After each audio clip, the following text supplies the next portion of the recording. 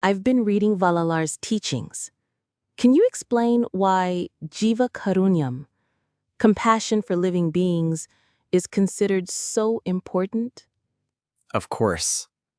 Valalar says that to receive God's grace, the essential path is Jiva Karunyam. Compassion is not just a quality, it is the very natural truth of the soul. Without this, God's light will never shine, either within or outside the soul. So what is the main goal of Jiva Karunyam? The central aim is this: all souls are united in truth, and they exist to shine as knowledge of grace. For that purpose, they take human bodies. If they fail to grow spiritually through these bodies, the soul's light remains hidden. Grace will not appear, and ignorance arises. That ignorance becomes bondage for the soul. Why is the human body so important for this? Because the body is the means for the soul's growth. But the body is bound by Maya, illusion. From this come hunger, thirst, disease, desire, weakness, fear, and violence. These constantly bring danger to the body. Out of grace, God has given every soul freedom and intelligence to protect itself through awareness and effort. And what happens if someone fails in this responsibility?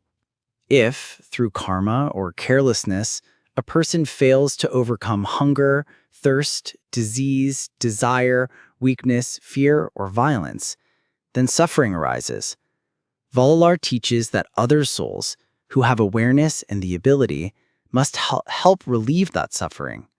Are all acts of compassion equal, or is there a difference? There's a difference. Valalar says that removing suffering from thirst, disease, fear, or desire is apara jiva karunyam, a lesser form of compassion. It only gives temporary worldly happiness, but relieving suffering caused by hunger and by killing is para jiva karunyam, the highest compassion. This leads not only to worldly joy, but also divine bliss, unfailing liberation, and eternal union with God. That's powerful. So what does Valalar want us to actually do?